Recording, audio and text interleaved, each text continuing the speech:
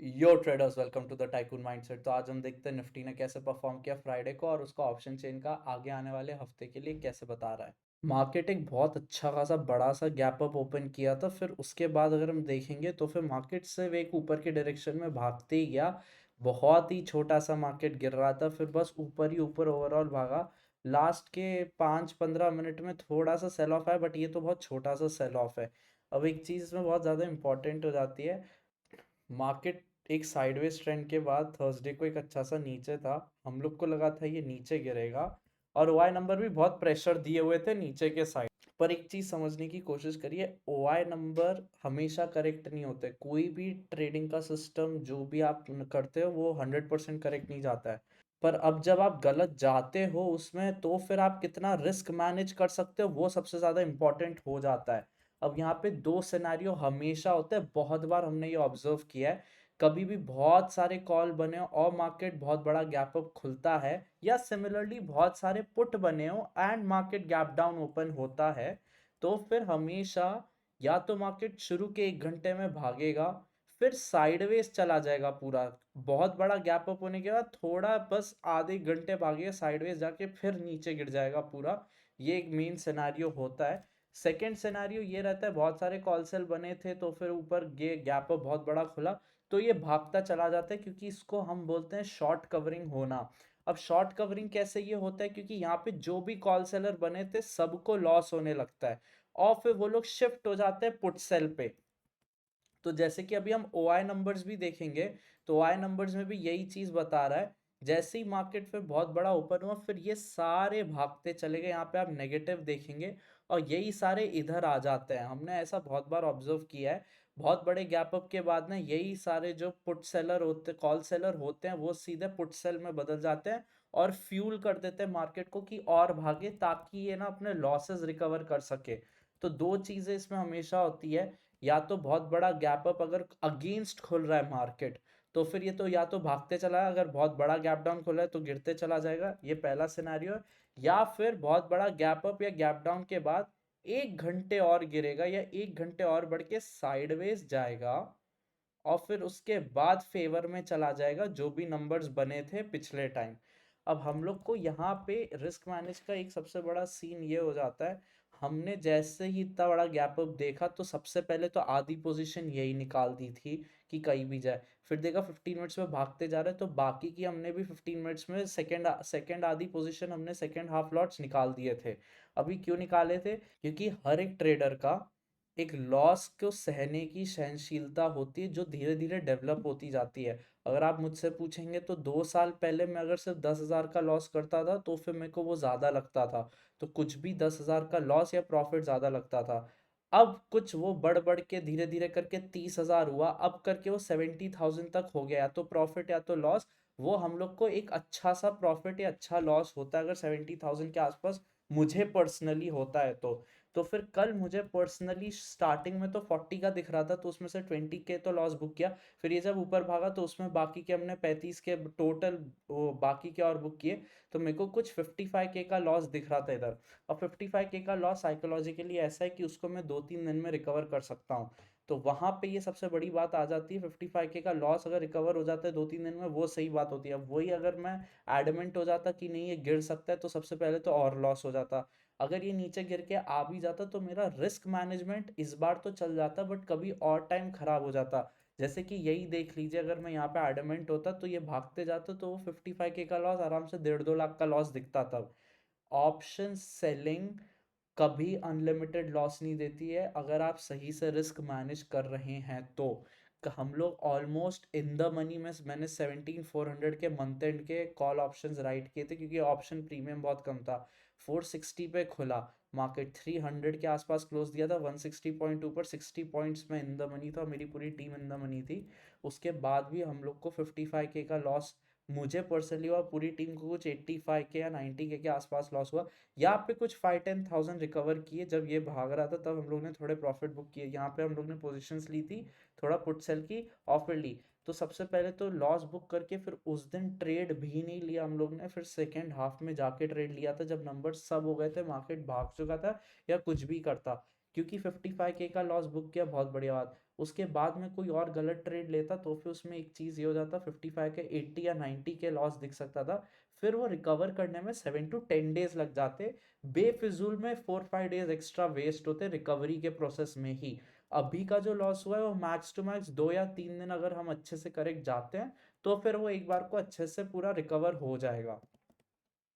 तो price action के हिसाब से अगर हम लोग वीकली कैंडल देखेंगे तो वीकली कैंडल में अभी भी थोड़ा सा इतना बेरिश या बुलिश कुछ सेंटिमेंट इतना बनाया नहीं है। यहाँ पे देखने की कोशिश करिए, मार्केट टॉप से नीचे गिरा, फिर ऊपर आया, फिर अब वापस नीचे जाके अब थोड़ा ऊपर आया है। तो इसको ये 18,000 क्रॉस करना बहुत इंपॉर्टेंट है। हाउएवर यहाँ पे देखने की कोशिश करिए, वीक में 18,000 से 18,200 ये बहुत बार टेस्ट कर चुका है। यहाँ से गिरा, यहाँ से गिरा, यहाँ से गिरा, यहाँ से वापस गिरा, यहाँ से वापस गिरा।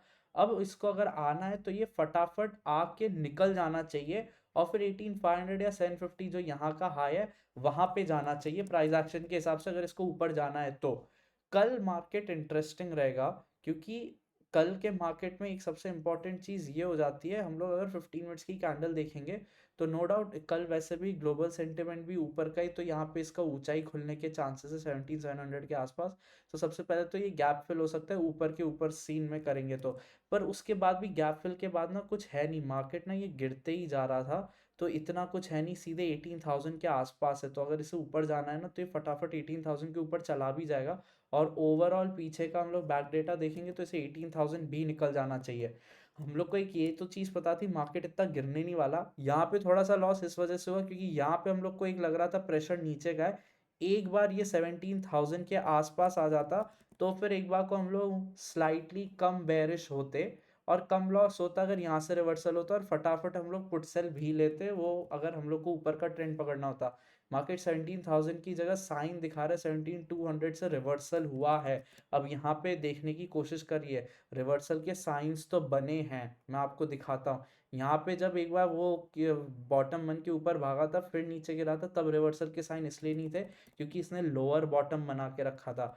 अब ये जो भागा है उसका थोड़ा सा हायर बॉटम है, तो बहुत हाई लाइकली चांसेस है कि मार्केट ना यहाँ से ऊपर जा सकता है प्राइस एक्शन के हिसाब से। हाउएवर कुछ भी हो सकता है, मार्केट नीचे गिर भी सकता है, हमें दोनों साइड से प्रिपेयर होना चाहिए। हम लोग मीडियम लॉट्स पुट सेल पे हैं, मार्केट गैप अप खुल के थोड़ा सा एक बार को नीचे आके फिर ऊपर भाग सकता है। कल का डे इम्पॉर्टेंट है, हम लोग बुलिश हैं, ज़्यादा बुलिश नहीं। अभी जैसे ही थोड़ा और ऊपर भागेगा, पहले मैंने बोला था 17,600 तोड़ेगा तो बुलिश हो जाना, तो उस हिसाब से हम लोग बुलिश है। बट थोड़ा और 100 पॉइंट की रैली थोड़ा देता है ड्यूरिंग द डे या खासकर सेकेंड हाफ में, तब ज़्यादा बुलिश हो जाएंगे। फिर स्टॉप लॉस लगा लेंगे 17,500 का और फिर बुलिश ही रहेंगे। अभी बुलिश है पर मैं ऐसे क्यों बोल रहा हूँ, कल गैप अप खुल के या फ्लैट खुल के ऊपर जाए ठीक है, फिर एक बार को ये नीचे आ सकता है। और अगर ये 17,500 बहुत इंपॉर्टेंट लेवल हो जाएगी, यहाँ पे कैसे रिएक्ट करता है अगर ये थोड़ा ऊपर जाके नीचे आता है तो। वहां पे अगर ये 17,500 2 दिन में तोड़ देता है तो फिर एक बार को ये जो रैली है वो फिर ठीक ही थी, कुछ इतना नहीं। फिर मार्केट एक बार को फिर से डाउन ट्रेंड के चांसेस है।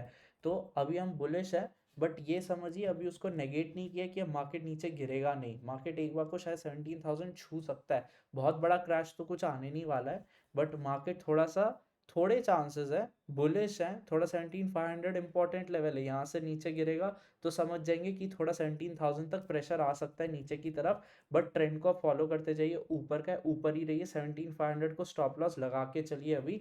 उसके हिसाब से देखेंगे राउंड लेवल है तो उधर कैसे रिएक्ट करता है वो देखेंगे। यहाँ पे ये वैसे भी एक रेजिस्टेंस, दूसरी तीसरी रेजिस्टेंस थी, अभी एक सपोर्ट की तरह ही बनेगा 500 से 450 के बीच में जो भी लेवल है। तो फिर इसको एक बार को इम्पोर्टेंट लेवल है, मार्केट है ऊपर का। अगर हम ऑप्शन चेन का एक्शन देखेंगे तो ऑप्शन चेन का एक्शन भी हर जगह 17,500 पे बहुत अच्छे बना दी, 17,500 400 इन द मनी सब निकल चुके हैं। पर यहाँ पे अब देखिए थोड़ा 17,700 पे अच्छे कॉल बना के रखे हुए हैं, यहाँ पे थोड़े से निकले हुए। ये सारा वॉल्यूम का डेटा देखेंगे तो बहुत सारे रिप्लेस हो गए हैं, तो नेक्स्ट टारगेट सीधे 18,000 है। 17,900 से 18,000 पे अब टाइम पास कर सकता है मार्केट जाके। ये सारे लेवल पे रिप्लेस हो चुके कॉन्ट्रैक्ट्स, तो इतनी वैल्यू नहीं बची हुई है। 17,600 पे एट द मनी इतने अच्छे खासे आ गए, 99,000 हुआ है यहाँ पे, 94,000 चेंज इन हुआ है, अच्छा खासा बना के रखा हुआ है। वीकेंड का डेटा बुलिश है, थोड़ा अच्छा खासा मार्केट ऊपर भी भागा था तो वो भी एक रीजन हो सकता है।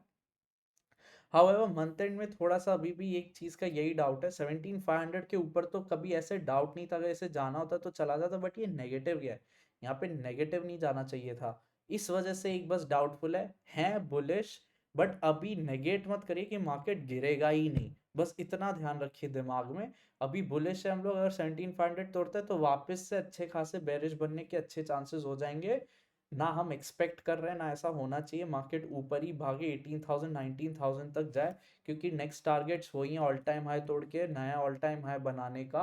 अब हमें ये था कि 17,000 या 16,500 कहीं इस रेंज से जाके ऊपर भागेगा।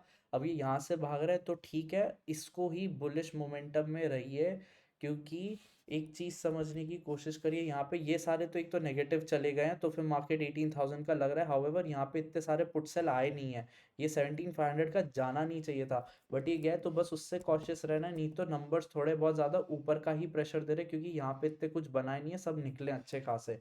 अब मैं आपको इसलिए बार बार ऐसे बोल रहा हूँ, क्योंकि ये जो ऊपर का मोमेंटम होता है, अगर इसको अब भागना है तो 18,000 ये एक हफ्ते से अंदर ही चला जाएगा, gap up sideways, gap up sideways, gap up sideways होके कब भाग जाएगा आपको पता भी नहीं चलेगा। ड्यूरिंग द डे मूवमेंट बस 50-100 का मूवमेंट देगा, फिर नेक्स्ट डे गैप अप खुल के फिर 50-100 का मूवमेंट देगा, फिर गैप अप खुल के 18,000 पहुंच जाएगा। इसको अगर पहुंचना है तो ये फटाक से 18,000 क्रॉस भी कर देगा। इसलिए बुलिश रहिए, डाउट मत रखिए। ठीक है, 100% लॉट्स की जगह 75% लॉट्स कर दीजिए, 60% लॉट्स कर दीजिए बुलिश में, उससे आपकी रिस्क मैनेज होगी। तो एक चीज बस समझने की कोशिश करिए, यहाँ पे रिस्क मैनेजमेंट सबसे ज्यादा इंपॉर्टेंट हो जाता है, और ट्रेंड को फॉलो करते जाइए, इसमें बहुत अच्छा खासा यहाँ पे देखने की कोशिश करिए। सब अच्छा खासा चीजें बन रही है ऊपर के लिए, बस थोड़ा सा डाउट रखिए, ताकि जब नीचे आए तो बेझिझक होके आप नीचे शॉर्ट कर सके मार्केट को।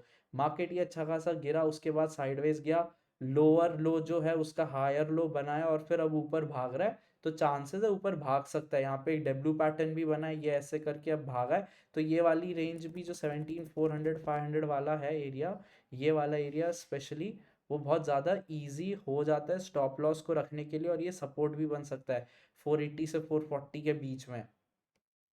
तो आराम से ट्रेंड को फॉलो करिए, जैसे अगर मार्केट चेंज होगा हम आपको टेलीग्राम पे नंबर्स बता देंगे।